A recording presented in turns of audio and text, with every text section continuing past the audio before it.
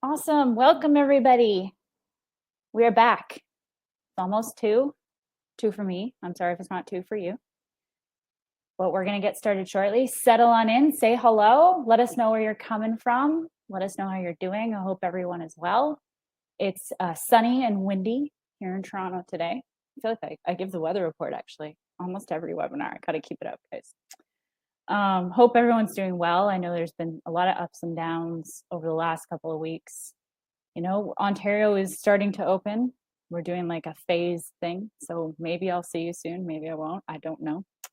But hello, Ohio, Ottawa, PA, cloudy in New York City.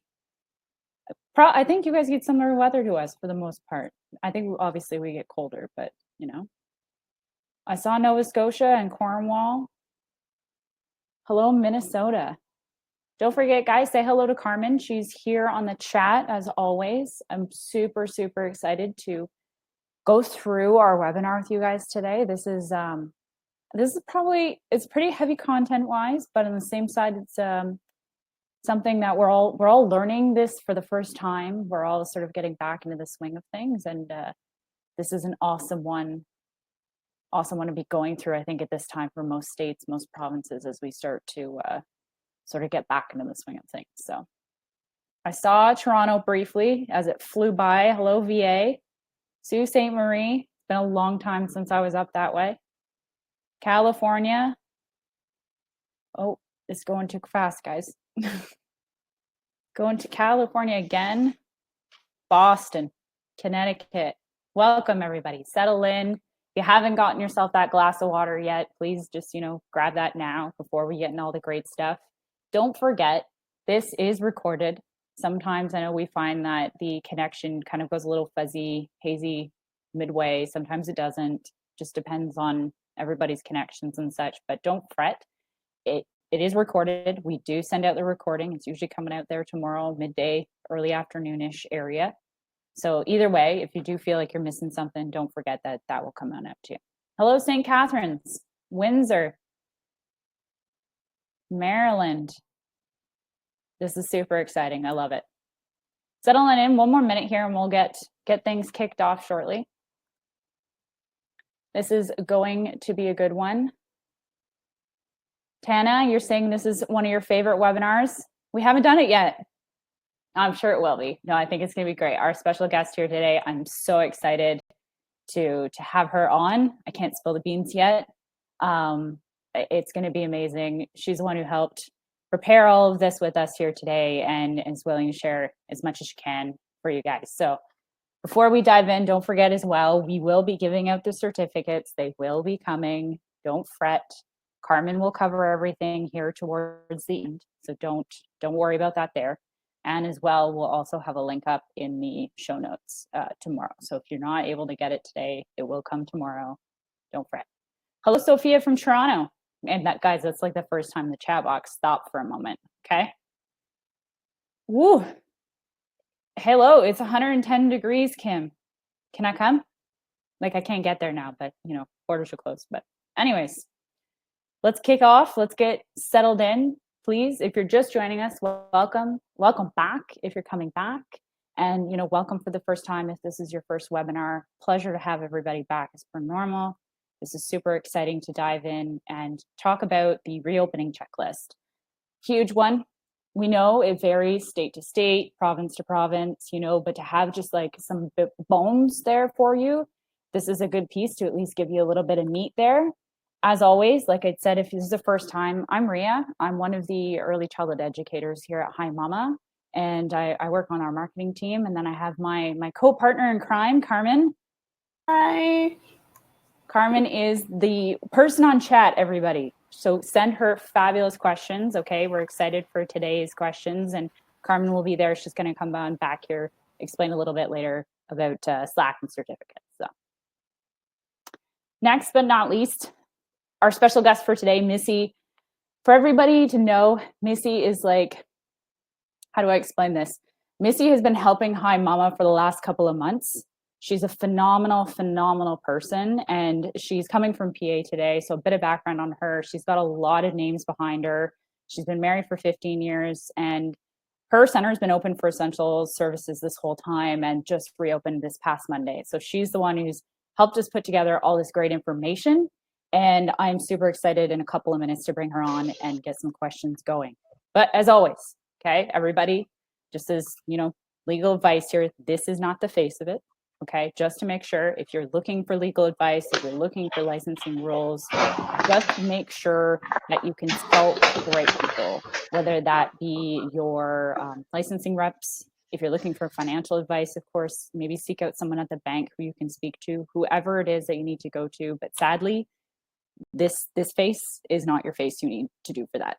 I have the hubby who does all of the finances for a reason. Math is not my strong suit. All right, guys, everybody.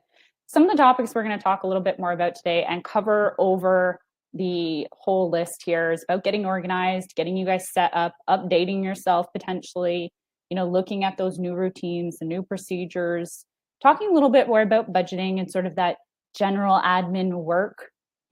Those things are important, obviously, right now. And it's a bit of a tough time as well, especially around the budget. Okay. Parent communication, something that we've all had a major talk about, of course, for the last couple of weeks. But just, some tips and tricks there, some team bonding, some great things to do, and some settling up your families, making sure they're ready to return, which isn't easy, that's for sure.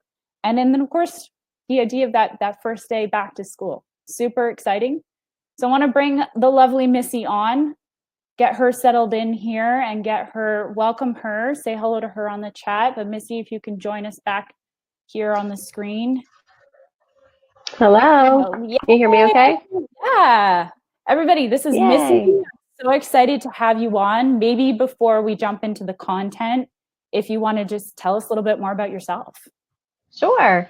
So I'm Missy Knechel. I live outside of Philadelphia, and I have 4 children of my own little early childhood center at home. And my husband and I have been married 15 years, and I've been in early childhood for a long time. I went to college to be a music teacher, but then kind of went through all the different motions and settled in with early childhood. I taught kindergarten for many years, second grade for many years, and then started having children, and then quickly became a children's pastor, which was very different from anything that I had ever experienced, but was tapped on the shoulder and was told I could do it from home for a little while. So I was like, okay.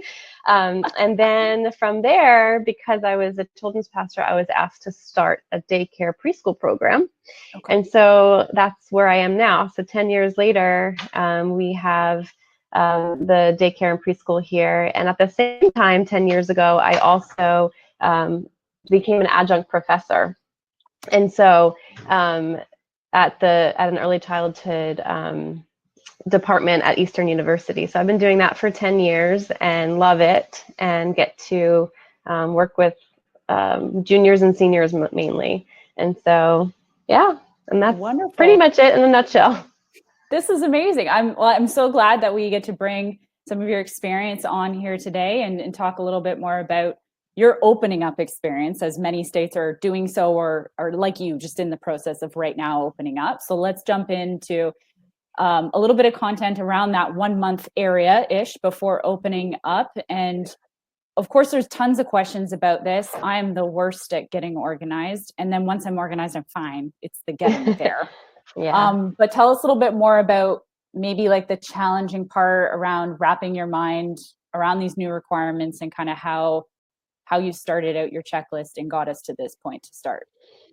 Yeah, so the hardest part is just wrapping your brain, like you said, around how much content is out there and really deciding what fits your program best. And so depending on where you are, you might have the government telling you exactly how to do it and when to do it, or you might be like me in Pennsylvania, where we are kind of given a little bit more, we haven't been really told what capacity to start, or it's been given the freedom a little bit more to us, which sometimes is great, and sometimes you're like, just tell me what to do so I don't have to make that decision. So figuring out what works best for you is a big deal. And then figuring out what's a requirement and what's a guideline was a big deal for me Okay. because, for example, masks. Masks are a big thing we can talk about, I'm sure later we'll talk about it. And so what's a guideline, what's a requirement? So before I went to my staff with any information or any questions, I just did a lot of reading. I know your guest last week just said the same thing. Yeah.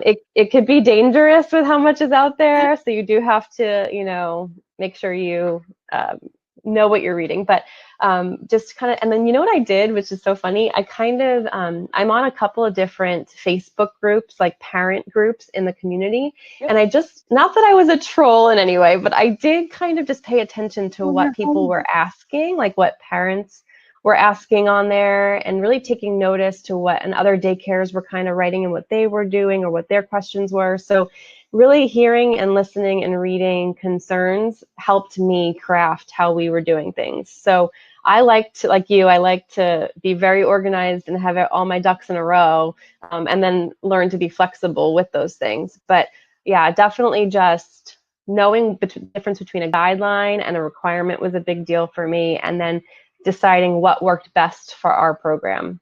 Now, there are non-negotiables, so anything that is a licensing requirement, like ratios and cleaning and that kind of stuff, that's a non-negotiable. But things like masks for kids or social distancing, things like that, that were kind of left up to our decision in safe ways, that's when I had to really decide what to do. Yeah. And so just so everyone knows, you've been open this whole time for essential service workers. So I know Yes. this is like a big question that a lot. We were not told that we had to start at any capacity, like we didn't have to start at a certain percentage. So I didn't really have to, I feel bad because I don't have an amazing answer for you because I didn't have to make that choice. What I did was I did need to know who was returning. You couldn't just show up on June 8th like a free-for-all. We had to be safe and we had to know exactly who was returning so that we could staff properly. So we would, if we had to, so if some of you who are watching do have to pick who is coming back and who is not, Yeah. I would say really make it available to your essential workers first, the ones that like in healthcare or that have to, or like certain circumstances like single parents that don't have any other option, if you have to. But I didn't have to make that decision. I just had to make sure that I had my staffing. So it was really important that I surveyed, and we did 3 surveys. So I started out with just a very broad one, and I use surveymonkey.com. It's free and it's very user friendly. And I created like, how are you feeling? How is it? It's for the parents. How are you doing? What is the emotional health right now of your child from 1 to 10? I kind of did a very eased in, what are we doing that is helping you?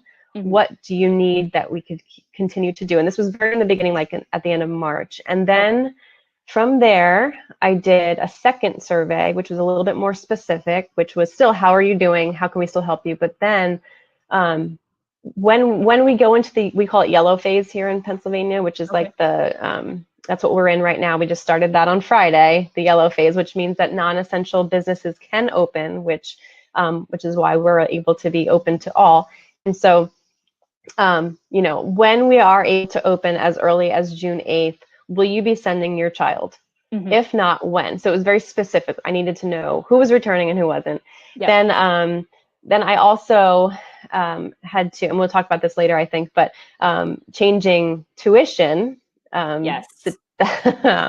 All my directors out there, can I get an amen that if we only had that one little word, that one wording in our handbook, we wouldn't have been in the financial crisis. But on that survey, it was, saying, I understand that tuition will be due, because I had to rewrite part of our handbook. And so, in that survey, I kind of had it as their electronic signature that they were understanding that they read the handbook. So I put that in the survey as well. And then in the last survey, it was just kind of tying up loose ends. Okay, more specifics here. What drop-off time do you need? What pickup time do you need? If hours were to be lessened, Is this okay with you? And so that helped us to really craft the drop off and pickup times and all of that. So the surveys were very helpful, but it was tricky to craft it, but very helpful. How about your staff on their side? Like, of course, you've had staff return and working in the center, and then we, of course, you all don't get to know this, but we have time before where I get to chat with Missy and actually pick her brain a little bit more. But you were saying you guys worked in the community and stuff. How did they feel about the return to work fully and the idea of you guys being fully open? Were their nerves, for the most part, were everyone ready to go? How was the consensus there? Well, the very beginning, they were just talking about how they could not wait to get back into the classroom. Like the excitement was like, I can't. And then when we would be in the community and they would see a child, they'd be like, oh, like it's so funny. I'm like, guys, relax. We're being a little creepy. But then as we got closer, I realized that I really needed to help the teachers get a realistic expectation of what to expect, because all of my teachers, including me, were so excited for the day we would open, where we boy, but I needed them to understand that it's not going to be picking up where you just left off, that it was going to be, we have to work toward that. And so, yeah. And so, but they've been great. My teachers are absolute rock stars. They've just, that we've had to adjust many things, and they've just been like, okay, we're going to do this. And they've been wonderful. So I love it. That's awesome. I'm glad you have the team there. This is a great segue into, updating yourself, your center, and getting a little bit more of those plans in place. Maybe if you can highlight maybe one or two of like the biggest changes you had to make to your policy. I know you mentioned tuition was probably one of them, but what was the biggest changes for you guys you found? Definitely the drop-off pickup procedures, because we pride ourselves on being very family oriented. We pride ourselves on having an open door policy. So not allowing parents to be able to come in and drop off and hang just into the lobby. So that's been the hardest part. But I would say it's just an adjustment. It's just a pivot, like kind of like what you showed last week, or whenever it was, the fulcrum. Just really just making sure that we're not staying in that sad place. Change is hard, but it's temporary too. So we will come to a day where hopefully that we'll be able to have families come in. However, until then, we're going to be safe and we're going to be smart, and we're not going to stay in that sad place. We're going to acknowledge that it's hard, acknowledge that it's sad, but then move toward joy. I'm glad I think that's one of the biggest things a lot of educators, directors, owners, whoever you may be, is knowing this is a temporary solution. It might be a long time we're in it, but not necessarily going to be the next, change for the rest of our lives. So right. We were talking about tuition. You'd mentioned in your checklist to, like, if you haven't gone to online billing, go to online billing. Do you use anything specific, or do you have any recommendations for technology wise for anybody out there? Yeah, I mean, I don't know if I'm allowed to plug a specific program I use or not. I don't know how you feel about that, but I can tell you what I use. So I don't work for them. So. I'm not fretting. I know what she's about to say, y'all. We do use a program. I won't say that. We do use a program that has a database, but it does collect tuition. So, but I prefer Hi Mama over my kid reports. But yeah, we do use a program, and we have for like 10 years. So it's not new for us. We've always, I found out as a director long ago that trying to collect checks and cash is my worst nightmare. And I'm not a collector of that. So I'd rather just focus on the kids.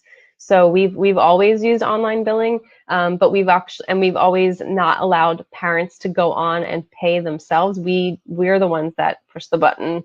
It just allows for so much ease. So if you don't already do that, I do suggest, it just takes so much off of your plate having to hunt people down to get that. I agree. And we've actually gone now toward changing things where, having a holding fee if they're not returning right away. And then, if we were to close again in an emergency situation, they would have to pay their tuition. So, yeah.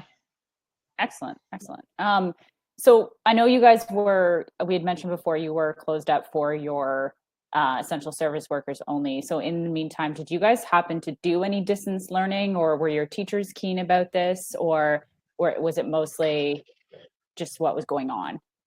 Yeah, so I have a staff of about 25, Mhm. and we did get approved for the small business loan, so my teachers were able to get paid throughout, whether they returned or not. So I did have about 10 teachers that could not come in physically. Yep. So due to different things, whether it was health or whether it was age or whether it was they had their own children. So they committed to doing their own distance learning from home. So like they would do Zoom sessions twice a week. And then we really created tons of YouTube content for parents, not just reading stories, but actual activities and arts and crafts and music and dance class and all of that. So we created a lot of content for that. And we're actually going to continue the distant learning, even though we're here in person. We will still have Zoom sessions with kids in the room. So kids that are at home can join a Zoom session, and the teacher will just have the camera facing her or he, so that the kids can still participate from home even though they're not here. That's awesome. I love that's a Yeah. fantastic idea, actually. Mm, So cool. we have a couple of really easy questions, but a couple of questions from the audience. So Helen has asked, and I think you might have vaguely mentioned it, but do you guys have an infant room at your center? We do, yeah. We have, starting at 6 weeks, we've always had an infant room. And I know some centers are not opening with infants yet, Mhm. but we did. We have since even through from the essential workers. So we do. We usually have two infant rooms. We have a young infant and an older infant room, but right Okay. now we just have one. And right now we have 5 babies and 2 teachers. But we do have both rooms, even though we haven't opened up both rooms, we do have both rooms to use for those 5 children. So not that we're making babies social distance, but we do have the option to have, some nap in a different room or have a little bit more space. But yeah, we do have infants. Excellent. And so for that, are your staff, and this is the mass questions already come out, so I might as well just do it. Angie's asking, are your Ask staff away. required? I know it doesn't matter when it happens, right? Are your staff required? Are your parents required? What are you guys doing with masks? And I know too, this may fall under the difference of whether it's a requirement or a guideline, but Yeah. what are you guys up to? Okay, well, let me just say, as director, I cannot stand them wearing them. I understand that it's been asked of us, but this thing, I just, oh, Yeah. it's rough. But so what we have done is teachers wear them when the kids do, and I'll explain when that is, and Mhm. we wear them when we know that we can't be a safe distance from them. Okay. So my infant teachers, I will not be making them wear this all day long. I think that it's just torture. So my infant teachers, because they are always in close proximity, they do wear them when they are feeding bottles and rocking or anything like that. But they also have kind of like face shields that are clear, that can still Yeah. help. Now babies, they touch them and they are patting at them, and I it's can see like so licking ridiculous. happening. Yeah, it's just it's still, we're still figuring out what works best for my infant teachers, but I am having them wear it in common areas. So Okay. like when they come in the door, they get their temperature taken too, the Mhm. teachers, and they mask up, and then they go to their classroom. Once they're in their classroom, if they're staying a safe distance from the kids, then I'm not going to make them wear them. Um, the kids only wear them when they're in transition. And only if they're over 2 years old. So if they're over 24 months old, we encourage them to wear masks. We actually provided 2 masks per kid in our program for them, and we are laundering them in house Okay. so that they don't leave the building. But if a kid has a hard time with it, if they refuse, if it falls off and they don't want to put it back on, we are not enforcing it, because we want this to be a great experience for the children. So we've actually had a great, I mean, even the 2-year-olds are happy to do it because they know that it's just in transitions. So when they go to their classroom, we're calling that their family. That's their family unit, and that's where they don't have to social distance from each other. So we consider it, each family is physically distancing, not socially, physically distancing from other families, if that makes sense. So what's really sad is that, like I said, we're so family oriented in this program that we love visiting each other. We love classes mingling, but at this point right now, we are not doing that. We're not having any kind of big gatherings where we usually do. So it's tricky. And I do see some people asking, we do log temperatures every day. We have a clipboard that has the drop-off times in an order on down the clipboard. And then we have the temperature, and we just put it in real quick. And we ask a series of questions, are you experiencing, or anybody in your home or your child experiencing any of the following symptoms? Have you been around anyone who has tested positive or is getting tested? That we ask a series of questions every day, every morning. And like your guest last week, we do not want to, we don't take that lightly. We have to ask. We don't just say, hey, yes or no to all the questions. We ask every single question and get the verbal yes or no from them. But the masks are only during transitions. Once they get to outside or to the bathroom or to their classroom, they are able to take them off. And I actually have with me, I'll show you, because I'm a visual learner. I love it. This is what I use to, this is the young twos. So this is what the young twos use to keep the masks. So you can see it's like an accordion file, and it's plastic, so you can easily wipe it down. And so when they enter the building, we have one of these up front that says young twos, for example, and we give them their mask, they go to their class. And then we have one of these in the young twos class that the teacher just takes everywhere with them. So it's really light, but then it can also open and sit on your desk or wherever. And so whenever we get to our destination, the mask goes in here so that that they stay separate and safe. So Excellent. Amazon. Pro tip, Amazon, everybody. I love it. Excellent. And I changed up slides here because I felt like it was everything you were saying actually had to do with this one here, and we'd kind of progress. But tell me a little bit more about the creation of your procedures and those new data routines. And I know this was something that you had brought up earlier in our conversation, but kind of who was involved and how did it look? Paint us a picture.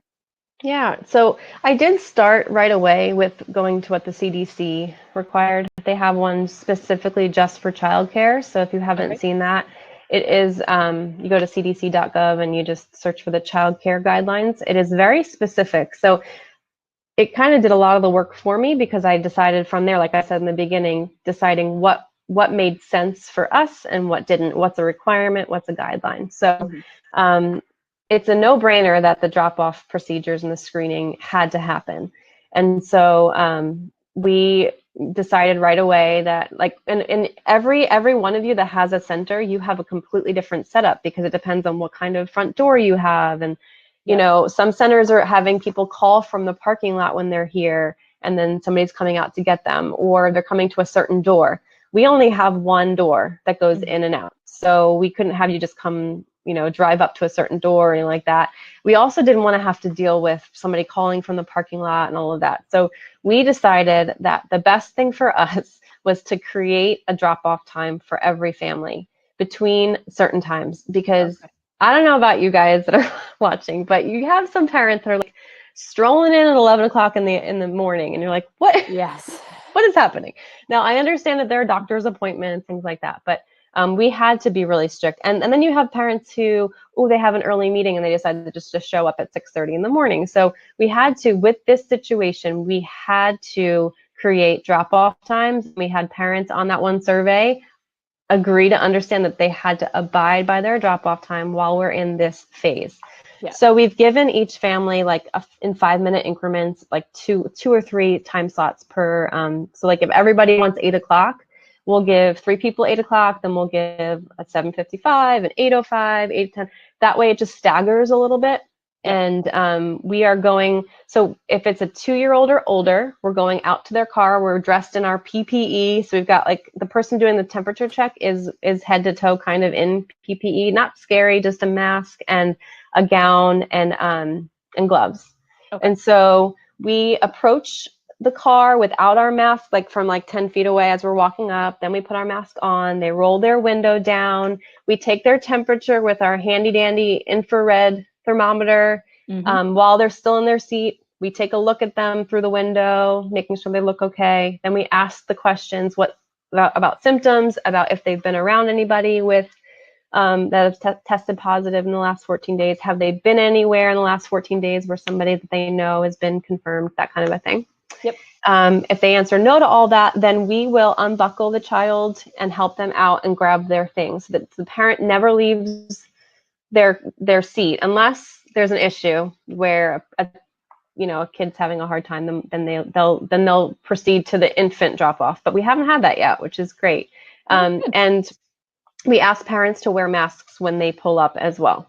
Okay. So then from there, we walk, then we have a runner. So I have somebody who's doing check-in, and then I have somebody who's being a runner. Yep. So and I know we'll talk about this later, but as you're budgeting financially, I'm finding that it's worth having someone there just to be a runner and just to be the check-in person. So the directors, I have an assistant director, we're doing the check-ins, but having someone running for you, going back and forth, has been very helpful because we have to keep the kids separate from each other. We can't just have them all gather and then come in all at once. So to help with physical distancing, having a runner has been very helpful. And then for infants and toddlers, they come into the lobby, but we do the exact same procedure. We do temperature check, we do the questions, and we take a look at them, make sure they're not physically looking like they're ill. And then we have the runner take them back to their class. Gotcha. And then what is like pickup in the afternoon look like? Similar, but in reverse?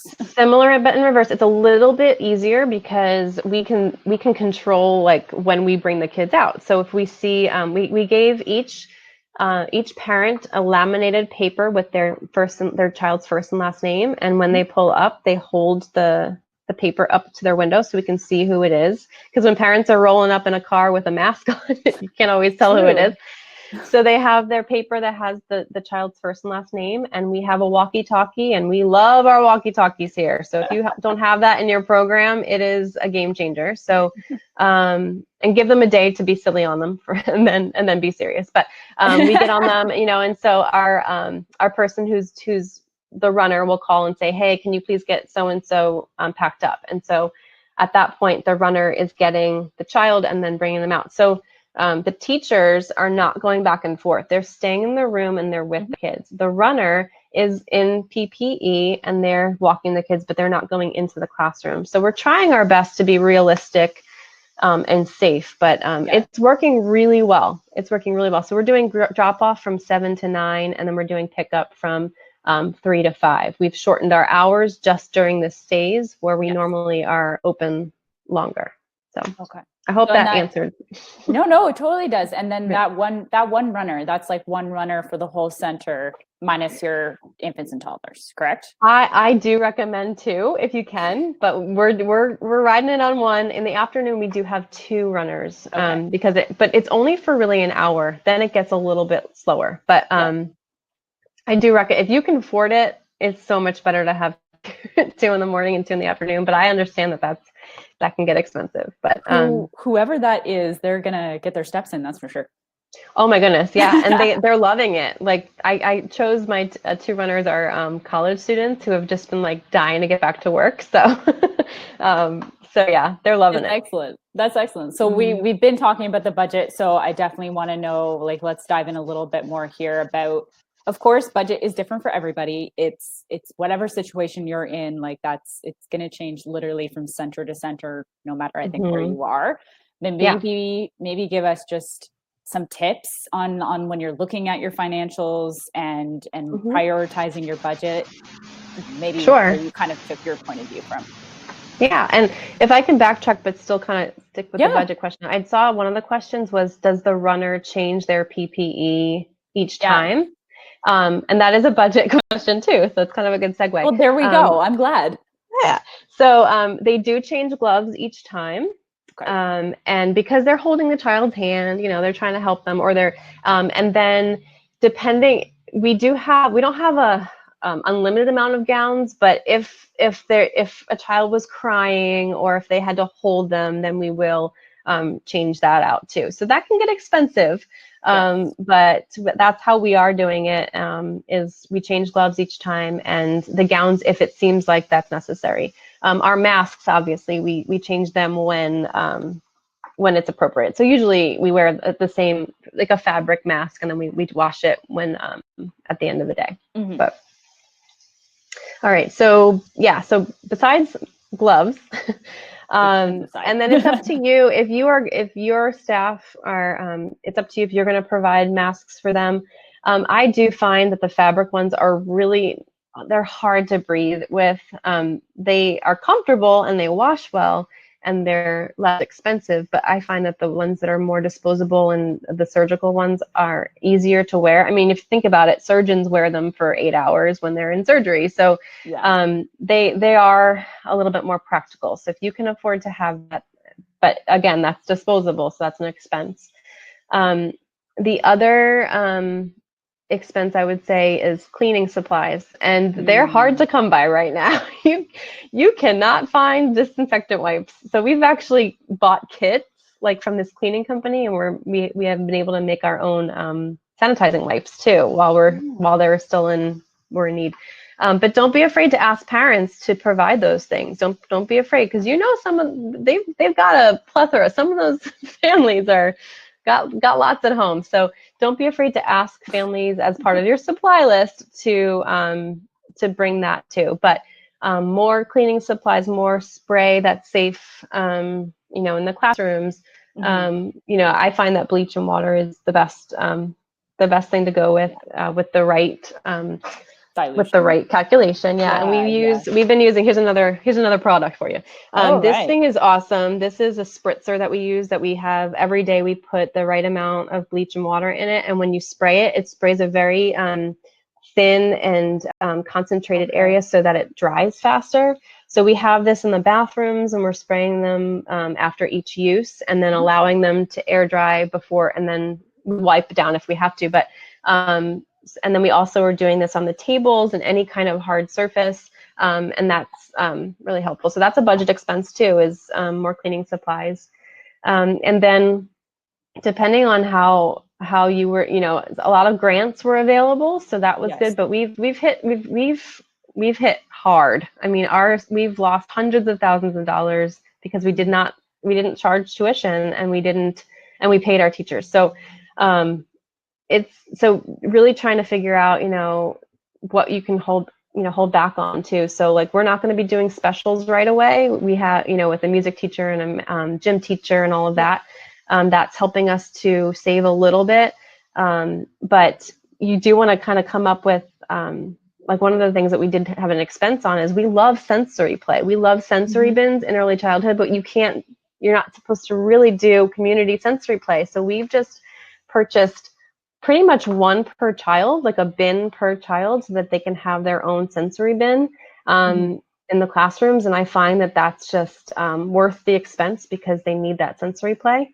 So, you have to think about what's going to help your curriculum during this time and what's worth the expense. And we found that was worth it. Gotcha. Yeah, it's so true. Like, I think if anything, a lot of centers are probably going to take a hit to the supply list. But of course, making sure to maybe just prioritize the things that you definitely think you should keep, like you guys, the bins and having them. So yeah, exciting. Yeah. Okay, let's jump in a little bit more into kind of fast forwarding. We were talking about sort of your 1 month out. Let's talk a little bit more about like your 2 week out sort of range. Chatting more with your parents and bringing them back on board. How did your staff feel about like communicating with your parents? And I know so you guys are using Zoom. Did your parents have any concerns about anything moving forward? What was the thoughts all around? Yeah, I think that the best thing that we could have done was stay in communication the whole time.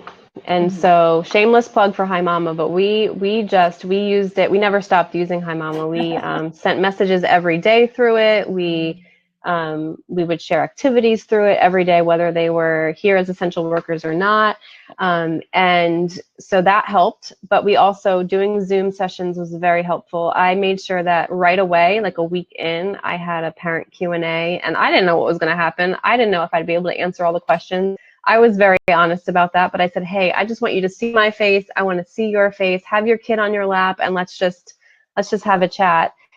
So making sure that you are communicating and just showing that you're here, that you're there. You don't want to just open up without them being able to voice their concerns. So on the survey that I did allow for them to ask any questions that they might have. And then I did, it took a long time, but it was worth it. I answered every single one. And I had my assistant director help me as well. And so we did that. We also, having the YouTube channel was very helpful. Parents were very grateful for that because it kept them feeling like we were still in touch. And we also did 3 story time parades. So they were able to come and do a drive-through parade in our parking lot.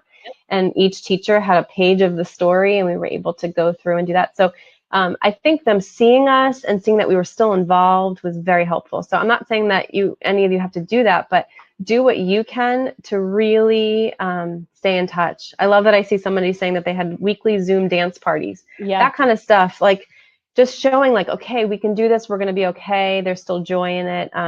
But don't ignore emails. Listen, I don't love emailing, but every time you put it off, it's still going to be there.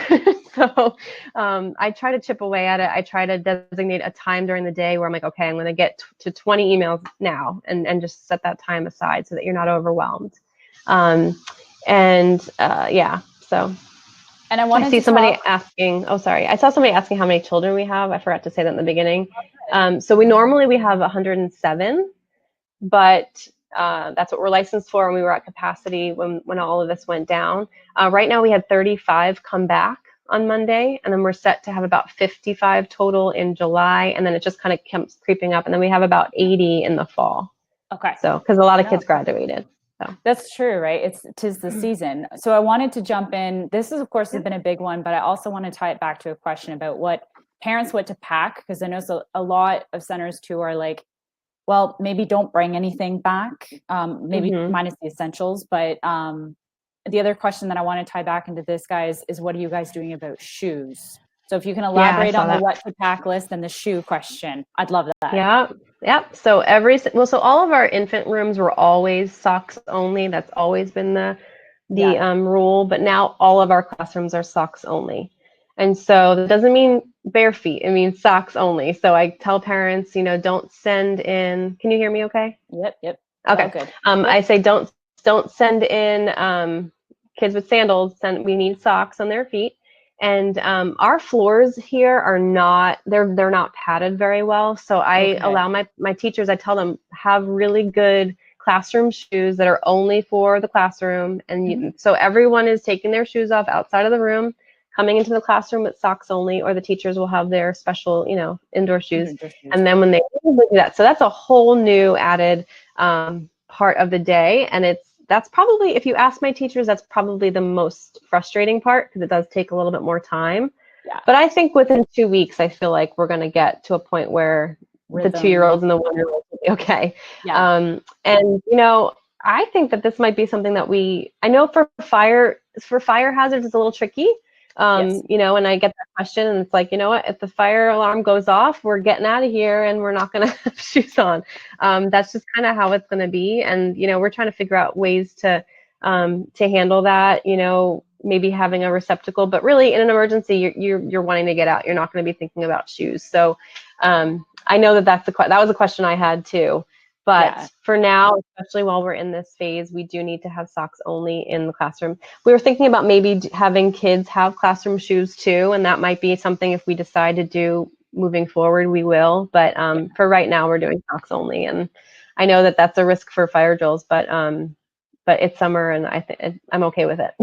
So that is true. It is summer, and I'm sure maybe a lot of outside time will be happening, and realistically, you're good to go. But yeah, I think it's better for for the germs, because kids spend so much time on the floor. So we got our Yes. floors ready, we got our floors professionally cleaned before opening, and we wanted to make sure that we kept them that way.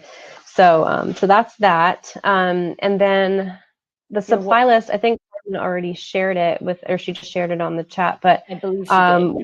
yeah, so we moved all of our cubbies into our hallways so that when a child, when the runner walks the child back, they put their backpack and their lunchbox, because we don't provide lunch in our program. We Okay. have their backpack and their lunchbox and their water bottle and their shoes in their cubby.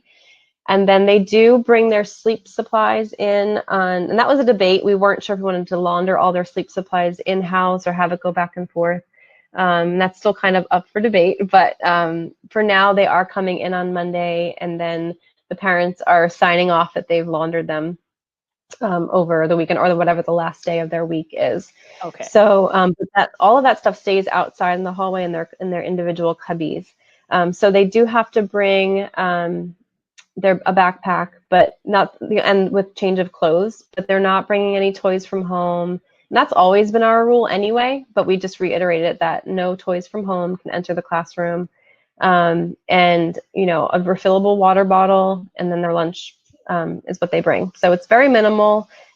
Obviously, if they're infants or toddlers, they bring in their supplies like diapers, wipes, and bottles. But and then I did add cleaning supplies to that list. Okay. What I did take off of the list, because this is just for COVID and just for summer, I took off school supplies like scissors, crayons, glue, because I'll add that back in the fall. But I just really wanted it to be, Mhm.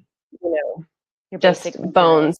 materials. Yeah, Yeah. yeah. So, you know, they're encouraged to even just bring a tote, like just a regular tote that they, if they need. But really, what we're finding is that kids really are only needing their lunchbox. So I really feel like even after this week that we've been open, Mhm. their lunchbox is going back and forth, but and that's staying outside. But there's really no need for anything else because their change of clothes stays here. Their sleep supplies stay here. So really, it's just a lunchbox and their water bottle that come and go. Gotcha. Excellent. All right. Let's jump forward because I also want to be cautious of the time here. Yeah. Talking about the staff, bringing everybody back. I know we had mentioned like, you know, you had to kind of bring everybody a little bit back to reality, but of course, preserving that joy. But tell us a little bit more about like the team and how you brought them back together and how the children and the teachers were once they finally got to re-meet. Yeah, so we of course we met over Zoom, the whole staff, a few times during Mhm. this because some of us were here in person, some of us were not. So we did continue on Zoom, and I made sure that every single one of my teachers that was here for essential workers were reaching out to at least two people that were not physically here, just checking in on them. So there was this accountability and camaraderie. And then I had one hybrid training where if they could come in person and safely sit, we have a cafe in our lobby because we're in a church. So Yeah. so we had where everybody could sit at their own table and be safely distanced from each other. Mhm. So we did that, but if they couldn't, then we had Zoom as an option. So we did that, and then the Friday before we opened, we did have an or we were outdoor too. We had a lot of our time outside, but Yeah. we did have an in-person training, and that's when we went over how to clean properly, even though we already had been doing it, like we're amping it up a little bit. So, Mhm. you know, especially the outdoor play equipment and things that was getting clean, but maybe not as much, not as like, you know, hourly basically. Mhm. Um, and what was nice is that I asked my teachers who have been in the classrooms this whole time with essential workers, they were my stars and they were my speakers for this training, not me, because they're the ones in the classroom. I recognize that as director, I remember being a teacher and hearing, you know, principals talk and they never spent a day in the classroom. And I'm like, you don't know what you're saying. So Whoops. yeah, so I just Mhm. wanted them to be the ones I wanted to recognize, like they've been the ones doing this in the front lines this whole time. So why don't you tell them what's working and what's not. And so, allowing them all. But we did, we didn't do any kind of fun team building, like, but we just enjoyed each other. We all brought our own food and just like drooled over everybody else's food because I was like, I want that. We didn't share food, but we just, we brought our own, and we just kind of, I allowed for a good half hour in the beginning of just hanging out, no agenda, just hanging out, enjoying each other. Yeah. And then I segued into asking what has been great, what has been great during this whole thing. Pick one thing that's been great, and that helped us to just recenter, and talk about, like, there's got to be good in everything, so let's find it. And then I also just took time to acknowledge how hard this has been, and just praised them for all that they've been doing. So the training was kind of two-part focused. It was very logistical, very practical, all the procedures, but also good for our soul, like just being able to be together and hanging out. So I love it. I love that you took that time, and you knew your teachers would need it. And that's super, super important. Yeah, especially because of the fact that they can't really hang out right now during the LFAs. They are being asked for each classroom is being asked to not intermingle with other classrooms. So they're so used to, before pre-COVID, we were just one big family. So Exactly. I still need to intentionally create times where we can safely, whether it's outside or in a place like the cafe, where we can still get together, because I can tell this week they're missing it. They really are. Like during their lunch break, I can see, like, if three of them are on the same lunch break, they want to be able to sit together like they always did before. And they're still in the same maybe area, but they're so far apart. And I just want to keep encouraging them to, this is not forever, and just stick with it. Break out the talkie between classrooms, and man, I don't recommend that. I could see that going downhill. Okay, I want to jump into your families here before we pop into some back to school and then quick Q&A, being conscious of time and everything. But tell us, do you have support stories from families? Like, how were they feeling? Did you have a lot of anxious parents, or for overall, was everyone super excited to finally kind of get back into some swing of things? I had the spectrum. So I compare it to an iPhone update. So how like when a new iPhone update comes out, you have those that jump on it right away. Then you have those that wait to see what happens, and then you have those that are like, nope, I'm not updating anything. So that's kind of what we have. So we had families that were like lined, like ready, like take them, let's go. 6:30 a.m. Let's go. Oh yeah. Then you had ones that are like, well, I just want to see how it goes. And so I don't have judgment for any one of the categories or anything in between. It's, you do what you have to do for your family. I made it very clear that anyone sending their child back is taking a risk. We are doing everything possible to make sure that everything is within the guidelines. However, it's never been done before. So while we're going to do everything we possibly can, it's a risk. So if you have someone at home that is at risk or vulnerable, and you don't have to send your child, I get it. So you don't need to. So I made sure that because I did have parents that would ask some wild questions, wanting to know if we could test our teachers every week, and I'm like, okay, that's not going to happen. But they're valid. I make sure I validate every parent, because everybody has a story, everybody has an experience, and I don't want anybody to feel like they can't ask me questions. But I'm very honest and open, and if I don't know the answer, I say that. What? I'm not sure about that. Let me figure that out for you. But I found that for the most part, every parent has been so supportive. And the parent, I got a couple of emails this week of parents just saying, it's been such a great week. Thank you so much for all that you're doing. And, my child can't wait to get to school, and they come home exhausted, which is what we want. So yeah, I think that it's been a great experience. And it's funny because in my head, I planned for what I thought would go wrong, and it hasn't. So like, I thought that kids would be having meltdowns at drop off, and I pictured kids refusing to wear masks, which was going to be fine if they did. But just, in my head, I kind of envisioned some things happening, and they haven't. And so I am making sure that I'm checking in with parents. So after the first day, I did send a hi mama message, and I just said, hey, please tell me how it went, whether it was terrible for you or whether it was amazing for you. I need to hear from you how it went. And I got great feedback. And I've always said that as a leader, I need to be able to take criticism as well as praise. And so I do, and I don't take it personally. But I really haven't had any complaints, even like the wait time, because you'll see if you haven't opened yet, there is more of a wait time with the screening process.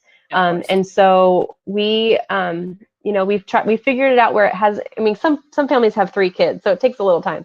But for the most part, parents have been so gracious. They get it. And I think that they like staying in their car. I think that they enjoy not having to have to haul everything in. So, yeah, the parents have been great. And anyone who's still, a little weary or a little worried, they've kept in touch with me. And I think that they're going to be able to see from a distance how it's going, and then they'll feel more comfortable. But I'm not shaming any family for being scared or worried. That's okay. And I'm here when they're ready. It's pretty much. Hey, that's the truth. At the end of the day, you have to, continue on their merry way while supporting your families. At the same time, it's super important, and I love that you're being that open as well with them. Okay, guys, Missy reopened on Monday. Woohoo! How? Maybe give us the top 5 highlights. The kids were excited. Like just give us the highlights. I'm sure everyone was a little nervous, but yet, at the day, back to school, like the title, it's never our first rodeo. It's just a little bit of a different way about it. So yeah. I mean, I remember I felt like the night before was like my first day of school, That's what it felt like.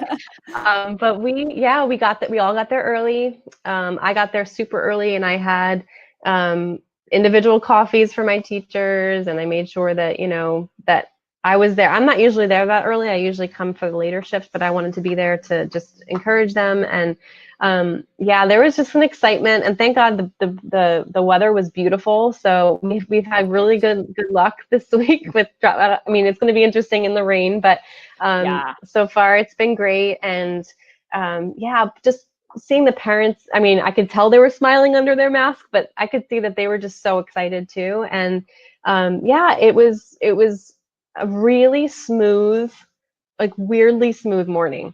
And so, and then once they got into the room, the teachers really embraced the idea of making it a first day back. Like, this is your first day of school. And so some teachers did like a back to school, most of them did back to school type themes, like getting to know you activities, stuff like that.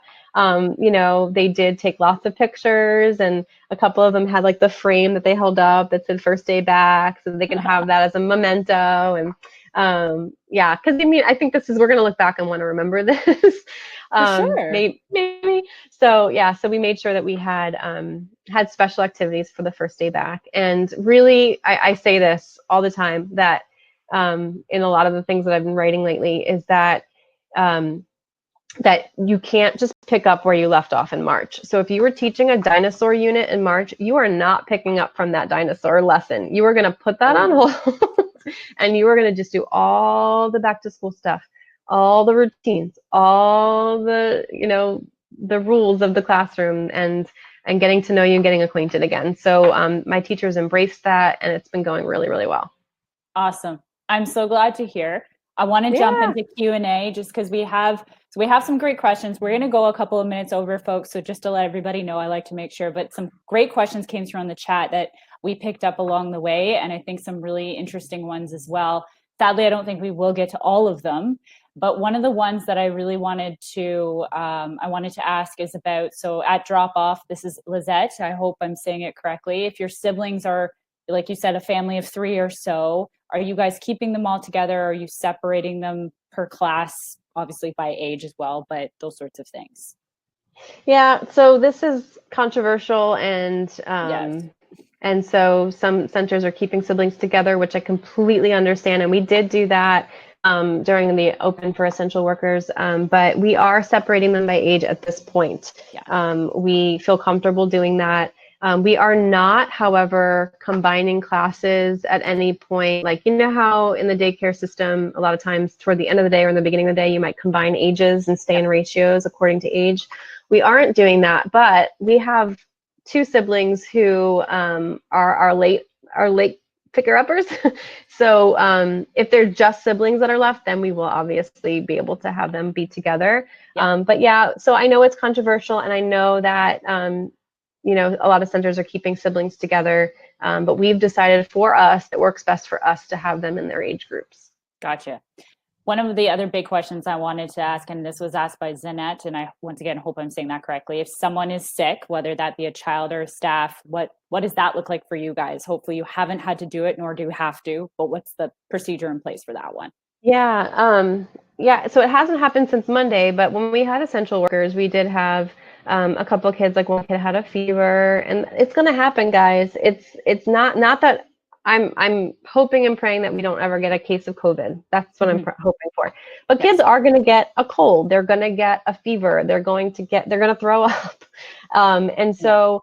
We do have a pretty strict procedure right now that we weren't doing before. So before, if someone got sick, we would have them come into the infirmary, which is really my office, and I would take care of them, and I would wait until the parent came, and then we would just clean up the area where it got, you know, where if it was throw up, for example, we would make sure that we cleaned it up, and then kind of went on as we went. But now we have a room designated for like that's all ready and sanitized.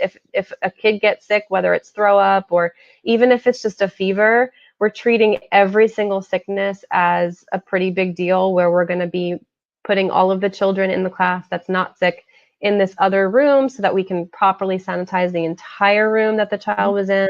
Then we have another room, not my office, where one of our, whether it's me or the other director, will wear PPE and have the child wear a mask, and we'll be in a classroom that's specifically just for that sick child, and then the parent has an hour to pick up. And then returning, I'm being a lot more strict about getting a doctor's note saying safe to return. So back in the past, pre-COVID, you know, if it was pink eye or something that was very contagious, I wanted a doctor's note. Now, even if it's just throw up or just a fever, I'm wanting them to seek a doctor, and so I'm being very strict about that. And understandably, I feel like many more center directors will be doing something very similar.